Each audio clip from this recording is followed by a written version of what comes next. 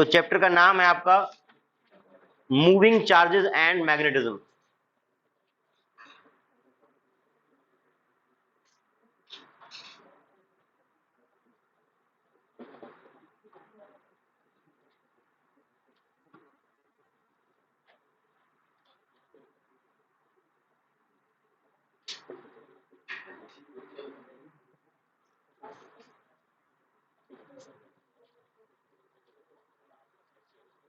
क्या कर रहे हैं हम आज? जो 1, 2, 3 चैप्टर्स में जो चीज हो चुकी हैं और चैप्टर 4 में काम आएंगी वो करेंगे आज। तो पहले मैं लिस्ट बना रहा हूं उनकी। सबसे पहले इलेक्ट्रिक फील्ड E, इसका एक formula F equal to q E.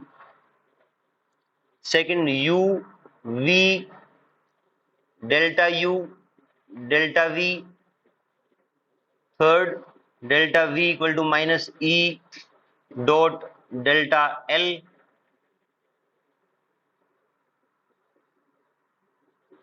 Electric dipole, इसके कारण फील्ड कहां पे? एक्सियल पॉइंट पे, इक्वेटोरियल पॉइंट पे।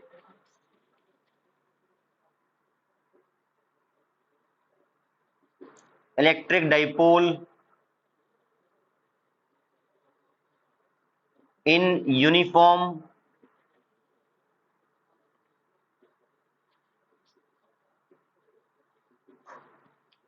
Field. Sixth torque and cross product. ये लास्ट के दो टॉपिक हैं जो टॉर्क और क्रॉस प्रोडक्ट। ये हो सकता है कि आज की क्लास में ना हो पाए, तो इनकी मैंने वीडियो शेयर करी है ग्रुप में आज, ठीक है। और जो कल बिना देखे आएगा, जिसको टॉर्क और इसका नहीं पता, उसकी खैर नहीं है। दोनों आपको आने चाहिए अच्छे से, ठीक है भैया। What is electric field? Force experienced bye a unit positive charge is called electric field. वो लड़का क्यों नहीं आया? ठीक ठीक है। तो इलेक्ट्रिक फील्ड आपको पता है। इलेक्ट्रिक फील्ड की प्रेजेंस में कोई चार्ज क्यू रखा है तो उसके ऊपर फोर्स कितना होता है? क्यू ई, ठीक है। क्यू ई आपका फोर्स रहता है। अगर नेगेटिव चार्ज है तो इलेक्ट्रिक फील्ड और फोर्स के क्या रिलेशन होता है? अगर charge is negative then what is relation between electric field direction and force direction? Opposite. अगर फील्ड ऐसे है तो आपका फोर्स उल्टा रहेगा क्योंकि नेगेटिव हो जाता है। उसके बाद आपके टर्म आते हैं यू डेल्टा वी। एक एक करके बता दें। लिजा ध्यान है बेटा, बताएं यू क्या है?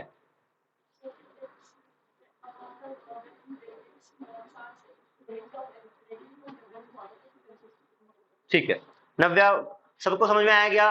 Potential energy is defined as amount of work done in bringing a charge q from infinity slowly to a given point in presence of given configuration of charges. v +1 charge को लेके आना। मुस्कान समझ में आ रहा है क्या? जहां ना आए को बताना है। अब व्हाट इज डेल्टा u? पूरा बोलो। हाँ जी, जब पार्टिकल को कहां से कहां ले जाते हैं? नहीं, वो आपका u है। वो u है जब आप इन्फिनिटी से किसी गिवन पॉइंट पे लेके आते हैं, दैट इज पोटेंशियल एनर्जी। आपका एक पॉइंट इन्फिनिटी पे है, एक फाइनाइट पे है। जब मैं डेल्टा यू की बात करूंगा तो दोनों पॉइंट्स फाइनाइट होंगे। Delta U is defined as amount of work done in bringing a charge q slowly from point 1 to point 2 where both points are finite, ना फाइनाइट डिस्टेंस पे हैं दोनों। What is delta V? हाँ जी मृदुल जी, delta we क्या है? अरे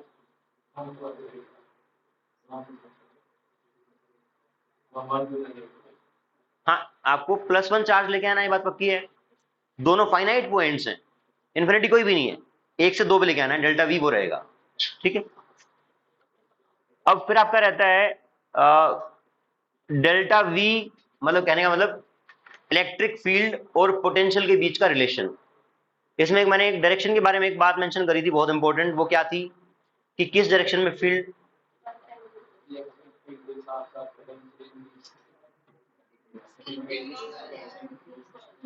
field की डायरेक्शन में पोटेंशियल घटता है, क्योंकि जो आपकी फोर्स है उसके अगेंस्ट में लेके जाएंगे किसी चीज तब तो एनर्जी स्टोर होगी ना, और अगर वो इस साइड आएगा तो घटेगी, तो डिक्रीज करता है। एक बात तो ये थी, डिक्रीज करता है, ये बात है।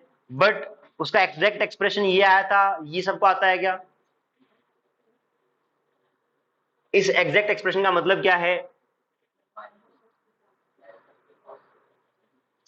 अगर ये इलेक्ट्रिक फील्ड है, आप इस पॉइंट से पॉइंट 1 से पॉइंट 2 जा रहे हैं, यहां पे डेल्टा वी है इनके बीच का पोटेंशियल डिफरेंस, और delta V potential difference is defined as amount of work done by external force, ध्यान रखना external force, amount of work done by external force in bringing a unit positive charge from here to hair.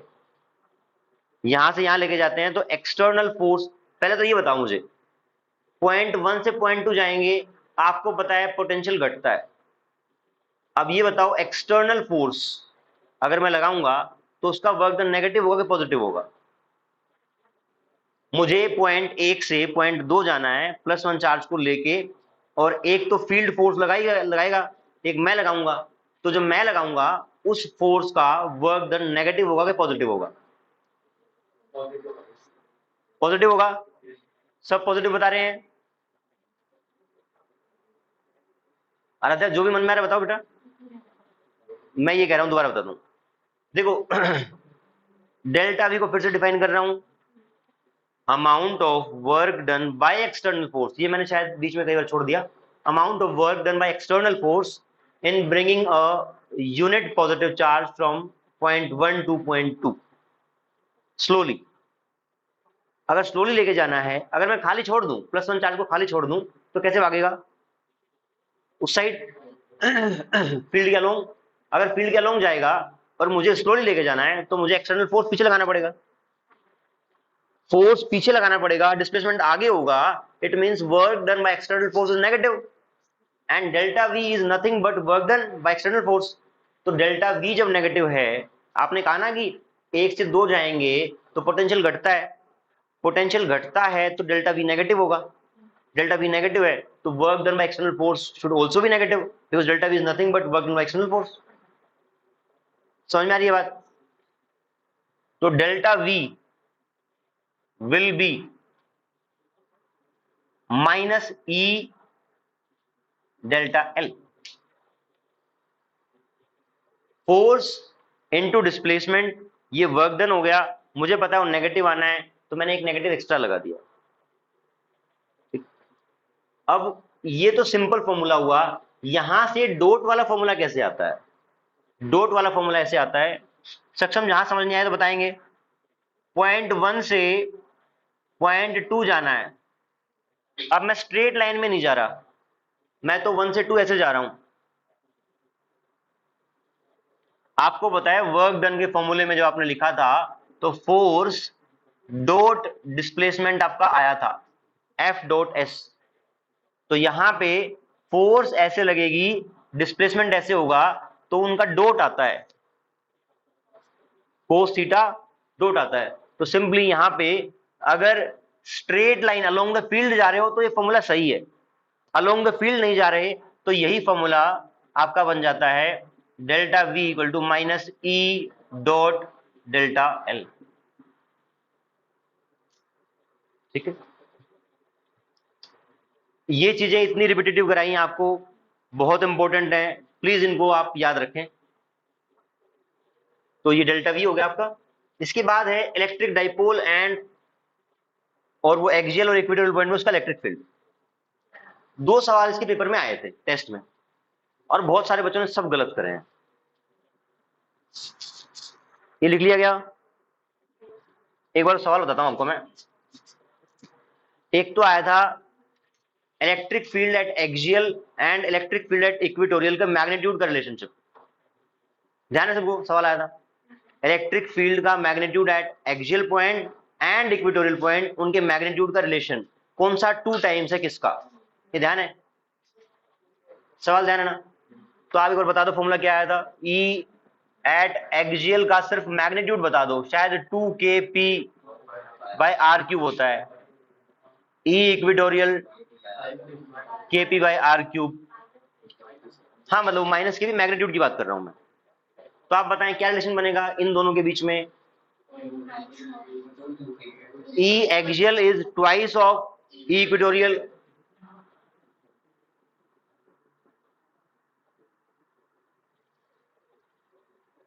ये अगर गलत करते हो तो ना disappointment होती है, और ऐसा ऐसा रिजल्ट लेके आए हो कि मेरा मैं ग्रुप पे शेयर करने का मन नहीं कर रहा। क्यों नहीं कर रहा? क्योंकि मैं खुद क्वेश्चनेबल हो जाता हूँ कि पढ़ाया क्या है मैंने। ऐसा लगता है कि क्या पढ़ाया है, 1.5 महीना हो गया। गलत हो सकता है सवाल, ये नहीं होना चाहिए ना। आपको मैं पेपर्स दे दूंगा, घर पे भले ही शेयर मत करना, मैं भी ग्रुप पे शेयर नहीं कर रहा। ये दोबारा पेपर होगा आपका। क्योंकि क्या मतलब है इतने मार्क्स घर पे बताने का, मैं भी बताऊं, मेरी भी इंसल्ट ही मानता हूं मैं तो इस बात को कि क्या पढ़ाया आपने 1.5 महीने में। एक ये सवाल था, एक सवाल और था। डाइपोल है,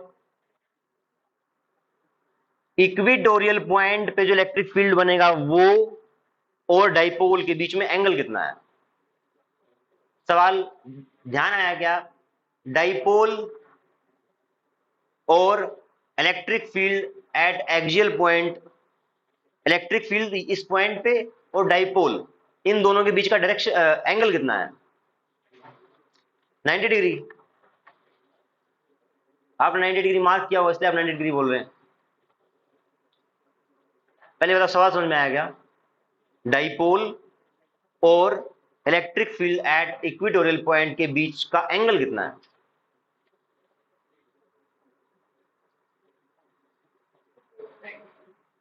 कैसे भैया बताना एक बार, बोर्ड पे आ जाओ, आ जाओ।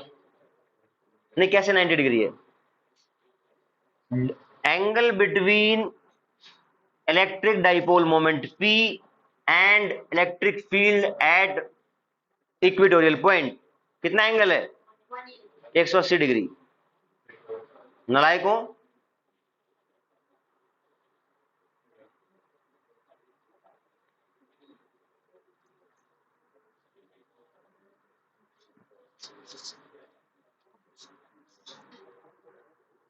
अब फटाफट बता दें कि इलेक्ट्रिक डाइपोल क्या होता है। आप बताएं what is electric dipole.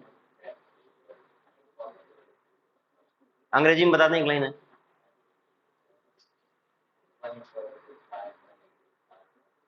A pair of equal and opposite charges separated by a small distance is called electric dipole। ठीक बात। P वेक्टर क्वांटिटी है। इलेक्ट्रिक डाइपोल मोमेंट को मैं डिफाइन मतलब मैथमेटिकल क्या एक्सप्रेशन होता है? Q 2a P कैप है ना, P कैप उसकी डायरेक्शन। ठीक है। इलेक्ट्रिक डाइपोल मोमेंट के कारण एक्सियल पॉइंट पे इलेक्ट्रिक फील्ड बता दो एक बार दोबारा।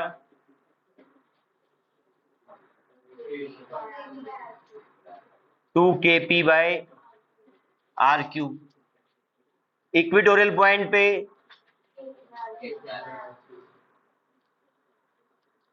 ऐसे बनेगा, E equatorial is equals to minus K P by R cube. Derivation I think आते ही होंगे, बार बार करने की जरूरत नहीं है। ठीक है, ये आपका था। उसके बाद आता है electric dipole moment in uniform electric field. अगर एक इलेक्ट्रिक डाइपोल को यूनिफॉर्म इलेक्ट्रिक फील्ड में रखा जाए तो उस पर क्या बीतेगी, उस पर क्या होगा? फोर्स लगेगा, मूव करेगा, नहीं करेगा? कौन बताएगा, किसको अच्छे से आता है? हर्ष बताएगा। ये टॉपिक किया हुआ है, किया हुआ है। ये टॉपिक ध्यान में आया, डेरिवेशंस कर सकते हो।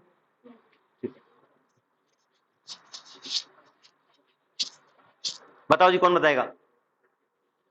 अगर किसी भी ओरिएंटेशन पे मैंने डाइपोल ऐसे रखा, उस डाइपोल पे नेट फोर्स कितना लगेगा? 0। समझाएं कैसे?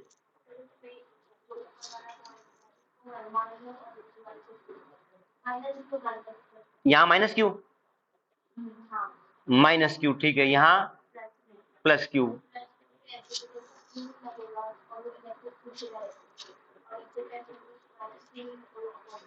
परफेक्ट। तो आपके इलेक्ट्रिक डाइपोल, अगर electric dipole uniform electric field में हो तो force will always be zero, net force, तो एफ नेट जीरो रहेगा। अच्छा, इसी का एक और बता दो, अगर ये चार्ज Q है, इस चार्ज की प्रेजेंस में यहां एक डाइपोल रखा है, उस डाइपोल के ऊपर नेट फोर्स जीरो लगेगा क्या?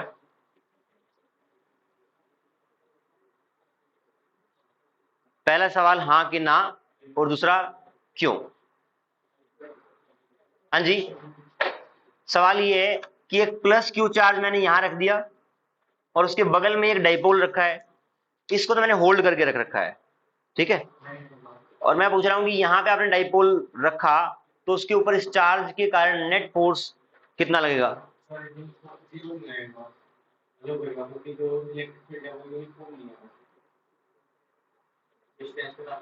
सहमत है इससे?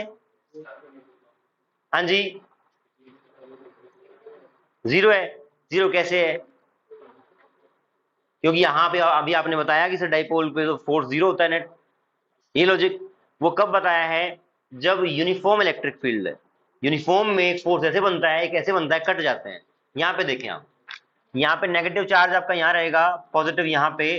फील्ड कैसी है? फील्ड यहाँ पे ऐसे है, यहाँ पे फील्ड तो ऐसे रहेगी बट फोर्स इस साइड रहेगा। क्या ये दोनों फोर्स, ये वाली और ये वाली, आपस में कैंसिल कर सकते हैं? यस। अगर सिर्फ दो फोर्स है ना और वो अपोजिट डायरेक्शन में नहीं है तो नेट इफेक्ट जीरो नहीं हो सकता। अगर सिर्फ दो फोर्स हैं और नेट जीरो होना है तो they have to be in opposite direction, तो इसका जीरो नहीं होगा। ये सवाल आपके शीट में आया हुआ है ना, कि नॉन यूनिफॉर्म फील्ड में डाइपोल पे नेट फोर्स जीरो नहीं होगा। हाँ जी,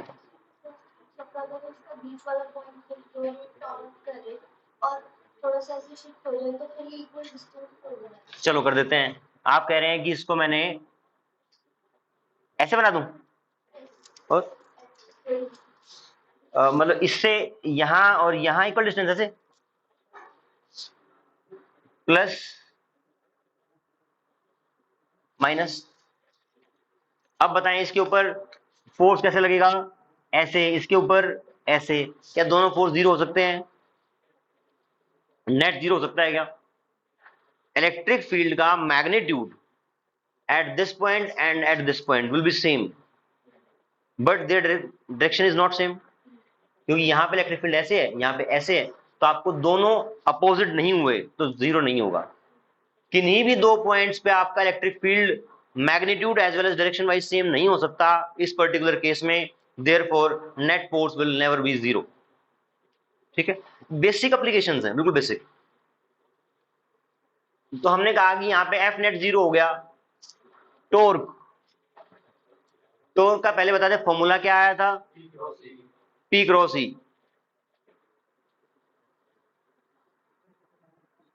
ये कैसे आया था, इस सबको ध्यान है? एक बार बता देंगे? आप बताएं मृदुल। नहीं याद तो है, इसका इसका पीछे का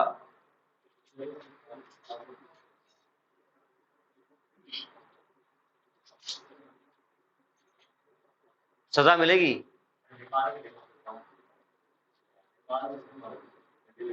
अब निकालने का समय मैं कैसे दूं यार? निकाल तो सकते हो, बता दो कैसे से निकाला था। कौन बताएगा? यश बताओ बेटा।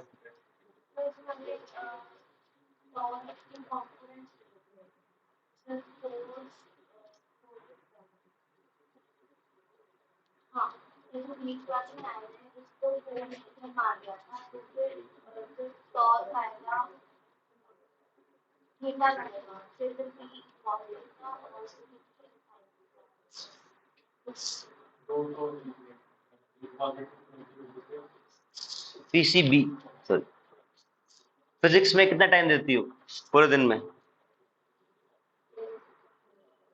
नहीं 1-2 घंटा नहीं, मतलब सही बताओ, 1 या 2? 1.5 घंटा पक्का? तो ये मैं एक्सपेक्ट करता हूं आपसे। अभी टेस्ट भी हुआ है इसका, और फिर भी आप अगर नहीं बता पा रहे हैं टॉर्क कैसे आया था, इट मींस प्रिपरेशन में वीकनेस है। अगर आप फिर ये कहेंगे सर मैंने एफर्ट किया, फिजिक्स तो मेरे को आती ही नहीं, फिर कैसे बात बनेगी? एक मिनट भैया, जो चीज नहीं आती ना उसे बढ़ना पड़ेगा। ये कहने पर से नहीं मुझे नहीं आती, ये मुझे नहीं आती, टच मी नॉट, वैसे काम नहीं चलेगा। सर मारना पड़ेगा दीवार में जाके। एसटी आपसे उम्मीद है कि आप बाकी जगह बेटर कर रहे हैं तो यहां बेटर करेंगे। और अगर ऐसी बेसिक चीजें नहीं आई तो बेंच पे खड़े होकर पढ़ेंगे, ये तैयार हैं, अब मैंने बता दिया आपको टिप्स बिल्कुल खटाक। अभी कल ही टेस्ट हुआ है और बेसिक्स आपको नहीं आता।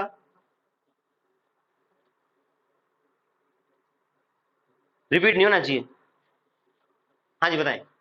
टोल जो है वो आर प्रोसेस करता है, उसके बाद आर जो है वो टू हो जाएगा डाइपोल के बीच में, और फोर जो है वो फ्री हो जाएगा, तो फोर प्लस क्यू हो जाएगा, टू ए ई, और उसके बाद माइनस टू ए हो जाएगा, दोनों को ऐड कर देंगे तो फिर बी क्रॉस हो जाएगा।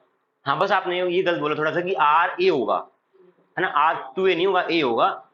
देखो क्या किया था हमने, सबसे पहला टोर का एक्सप्रेशन लिखने के लिए आइडेंटिफाई एक्सिस ऑफ रोटेशन, इसके सेंटर पे जो एक्सिस पास कर रही है उसके अराउंड वो घूमेगा, तो एक्सिस ऑफ रोटेशन ये है।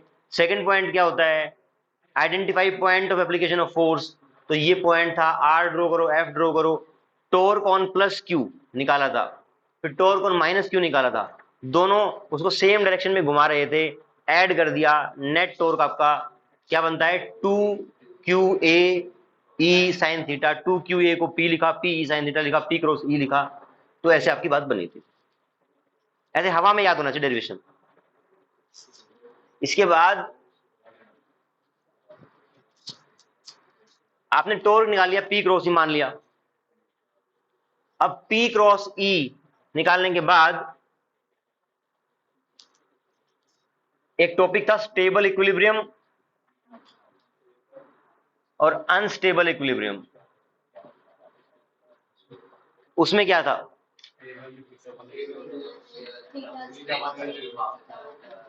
आप कह रहे हैं इलेक्ट्रिक फील्ड ऐसे है तो डाइपोल भी ऐसे ही होगा, अनस्टेबल इक्विलिब्रियम।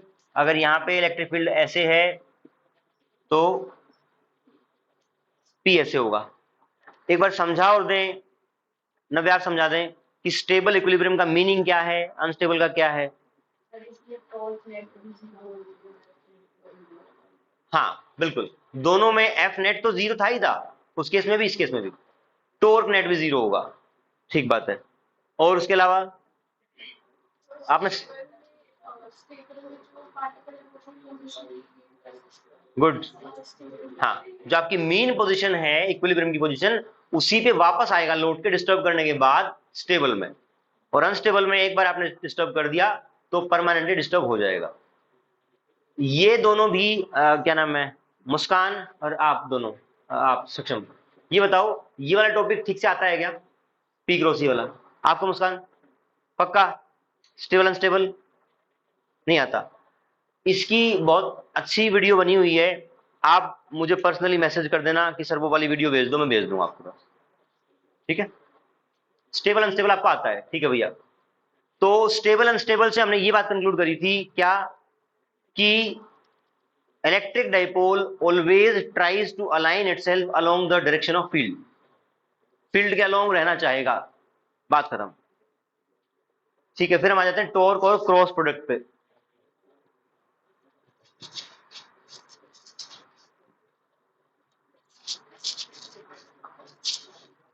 पहले कर लेते हैं क्रॉस प्रोडक्ट।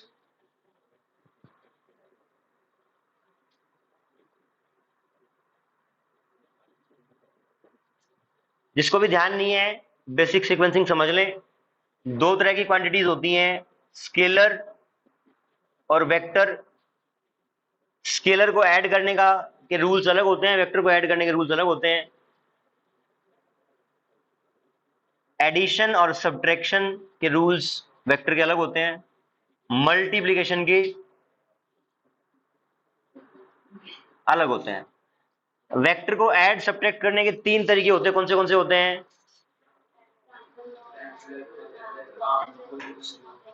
तीन तरीके हैं आपके, पैरेललोग्राम लो, ट्रायंगल लो और रिजोल्यूशन ऑफ वेक्टर्स। ठीक है जी।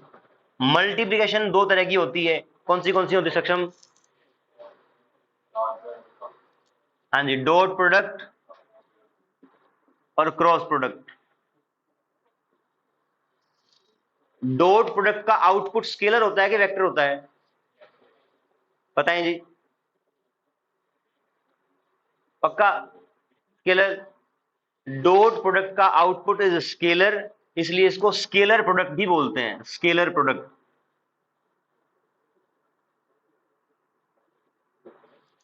क्रॉस प्रोडक्ट का आउटपुट क्या होता है? वेक्टर क्वांटिटी, पक्का? या ये स्केलर ये वेक्टर होना चाहिए जी, ऐसा लग रहा है वेक्टर होता है, इसको हम वेक्टर प्रोडक्ट भी बोलते हैं। रिप्रेजेंट करने का तरीका है, अगर आपको दो वेक्टर्स ए और बी को मल्टीप्लाई करना है, उनका डॉट प्रोडक्ट लेना है, तो A dot B is defined as A B cos theta, magnitude of A B into cosine of angle between A and B, A B cos theta. ये आपका सिर्फ इसका मैग्नीट्यूड है, कोई डायरेक्शन नहीं है, ये स्केलर क्वांटिटी है। कहां कहां पे यूज होता है इसका? वर्क डन में। क्लास 11 में पहली बार डॉट प्रोडक्ट का यूज वर्क वाले फॉर्मूले में आता है। ठीक है जी। वेक्टर प्रोडक्ट या क्रॉस प्रोडक्ट, इसको लिखने का तरीका क्या है?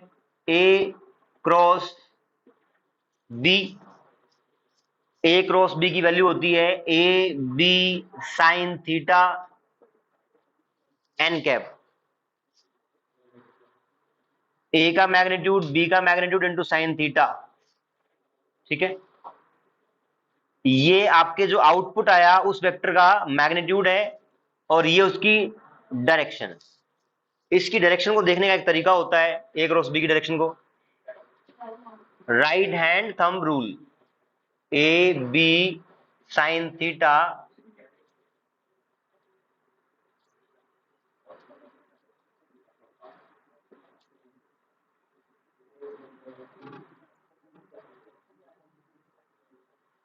Right hand thumb rule. किसी को ध्यान है कैसे करते हैं? आप बताएं सक्षम।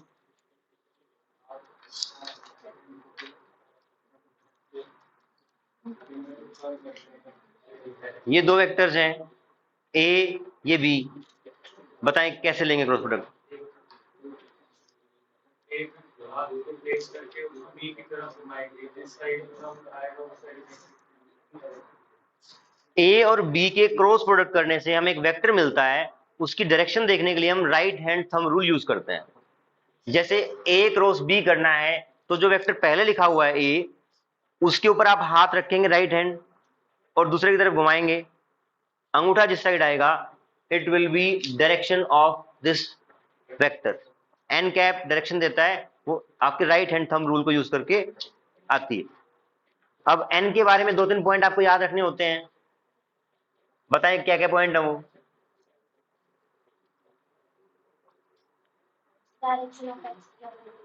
ना वो तो वो टोर के केस में आता है, अभी हम क्रॉस प्रोडक्ट कर रहे हैं जनरली, है ना?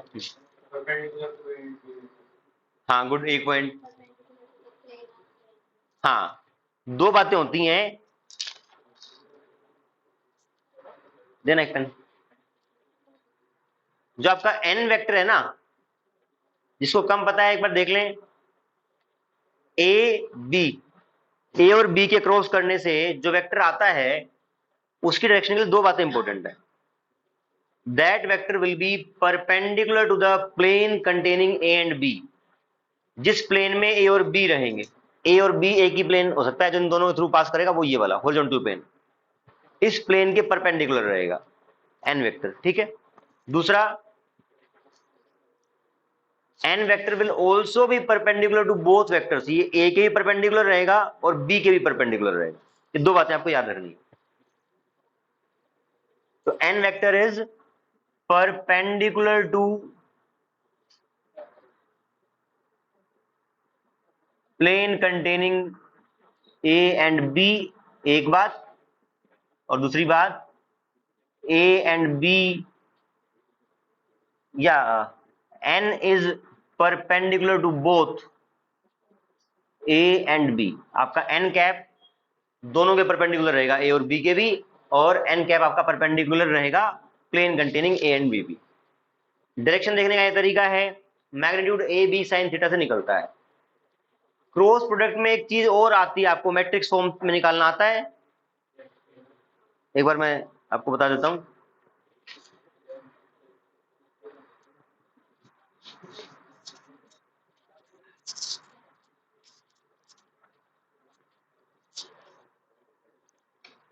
अगर ऐसा है, vector A equal to 2i cap plus 3j cap plus 4k cap, vector B is i cap plus j cap plus 2k cap. आपको a क्रॉस b, अच्छा इस वेक्टर का ना ए और बी गिवन है, एक तो आप a डॉट b निकाल दो कितना बनेगा, और एक a क्रॉस b बता दो कितना बनेगा। वेक्टर यही है दोनों a और b, आप a डॉट b बताओ क्या आएगा और a क्रॉस b क्या आएगा वो बताओ। A to B to 2 I cap plus 4 J cap plus A to 3 cap बनेगा। It means dot is a vector quantity. आप बोल रहे हो ना आई कैप जे कैप और के कैप, मैग्नीट्यूड तो बना तो वेक्टर ही आपके हिसाब से उसका मैग्नीट्यूड ले रहे हो। हाँ सीधा मल्टीप्लाई करते हैं। अगर देख लो ध्यान में नहीं है तो सुन लें एक बार।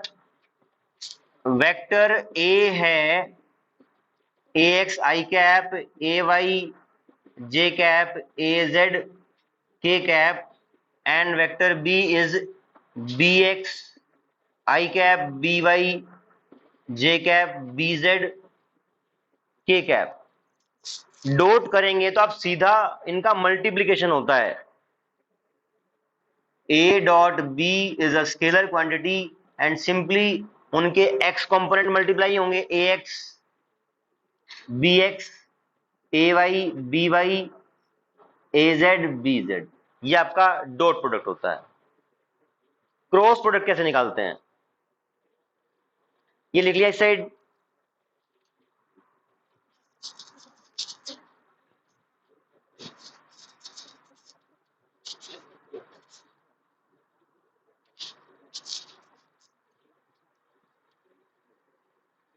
अगर यहां पे आप चाहें इसको यूज करना यहां पे तो सिंपली 2 इंटू 3 प्लस 3, और ये आपका 6, 6 3 9 2 11, अच्छा 8, सॉरी 8, 13 इसका आंसर आ जाएगा डॉट प्रोडक्ट का। अब इसका क्रॉस प्रोडक्ट करें, कौन कौन कर सकता है, हैंड रेज करेंगे, करें फटाफट। 2 I cap आपका आंसर आया 2 I cap 2i cap minus minus के, दैट्स इट, जे नहीं आएगा, ठीक।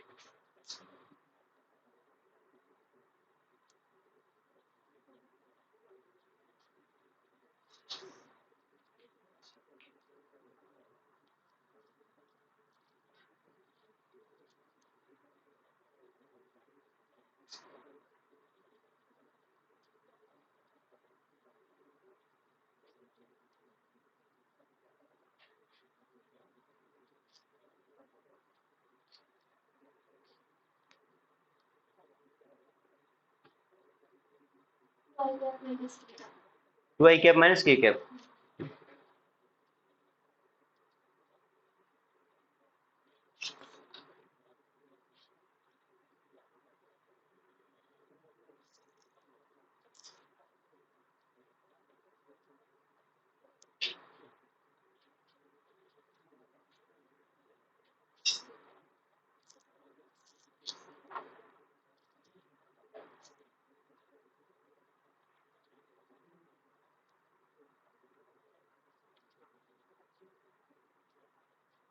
हो गया। अच्छा फिर आगे बोल रहे हो, देख ले भैया इसका तरीका होता है एक, जब आपके दो वेक्टर लिखे हो ऐसे ax इस फॉर्म में, तो मैं a क्रॉस b लिख रहा हूं, a क्रॉस b। आप पहले i j और k ऐसे लिख लेंगे, फिर a के components ax ay az bx by bz, ये मैट्रिक्स फॉर्म में लिख लेंगे। ठीक है, आपको पता है a क्रॉस b से एक वेक्टर क्वांटिटी आएगी, उस वेक्टर क्वांटिटी का i कैप भी होगा, j कैप भी और k कैप भी। तो i कैप निकालने के लिए कैसे करेंगे, पहले मान लेते हैं i कैप लिख लिया, ब्रैकेट लगाएंगे। तो जब आपको इस का जो आउटपुट आएगा उसका वेक्टर फॉर्म निकालना है और उसका i कंपोनेंट निकालना है, तो आप क्या करेंगे, i के सीध में जो लाइन है उसको काट देंगे, इसको काट देंगे, फिर आप इन दोनों को मल्टीप्लाई करेंगे, a y b z, a y b z ऐसे मल्टीप्लाई होगा। फिर ये जब ऊपर मल्टीप्लाई होगा तो एक नेगेटिव साइन एक्स्ट्रा आएगा, minus B Y A Z. जब आप जे कैप निकालेंगे तो एक माइनस साइन एक्स्ट्रा बाहर लगता है, ये ध्यान रखना है, माइनस जे एक्स्ट्रा बाहर लगता है, ब्रैकेट चालू होगा। अब जे निकालना है ना, जे, तो आप क्या करेंगे, जे के अलोंग जो लाइंस हैं उनको कट करेंगे, आई ए एक्स ए वाई, जे के अक्रॉस एक लाइन ये और एक ये दोनों क्रॉस कर दी, यहां मल्टीप्लाई करेंगे, कितना हो जाएगा, ए एक्स बी जेड, यहां मल्टीप्लाई करेंगे, माइनस साइन बीच में आ जाएगा, ए जेड, सॉरी वहां मैंने कुछ गड़बड़ किया क्या, ए एक्स यहां बी, यहां आएगा बी एक्स, तो बी एक्स आएगा तो कहां, B X A Z,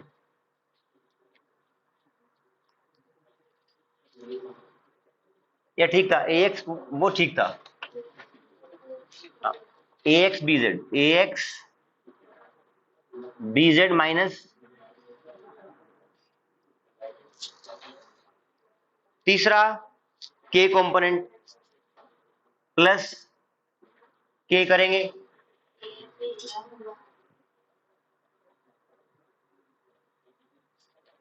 A X A Y A Z B Y,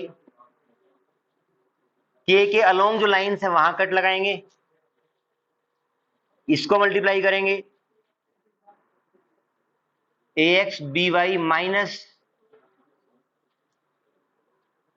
B X A Y, ये आपका आ जाएगा।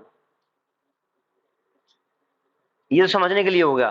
फास्ट कैसे यूज करेंगे, ए क्रॉस बी निकालना है आपको, तो ये आपका आंसर है, यहां लिख लेते हैं, आई कैप जे कैप के कैप, ए में है 2 3 4 1 1 2, ये निकालना है, इसको कट करो, 3 दूनी 6 माइनस 4 2 आई कैप, जे का निकालना है, इसको कट करें, 2 दूनी 4 माइनस 4 0, तो के कैप नहीं आएगा, 0, जे कैप नहीं आएगा, सॉरी, के कैप हटा दें तो इनको यूज करेंगे, 2 माइनस 3 माइनस 1,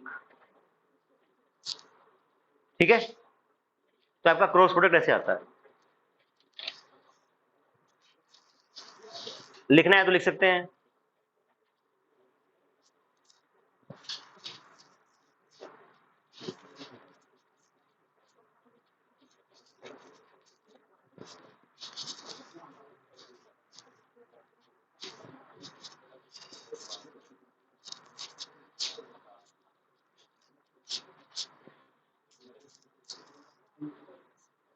क्या बच गया हमारा, टोर्क,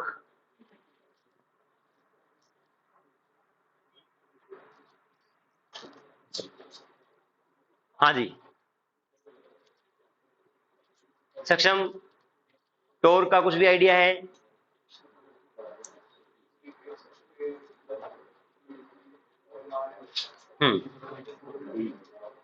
हाँ फोर्स चलाता है, टोर घुमाता है। ठीक है जी। और डिटेल में किसको पता है? ये कई बार रिपीट हो चुका है, आपको पता है डिटेल में? वो खिड़की वाला एग्जांपल आपके सामने हुआ था, बात नहीं बनी,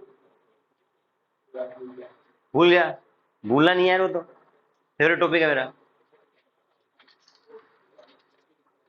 नव्या जी बताएंगे पर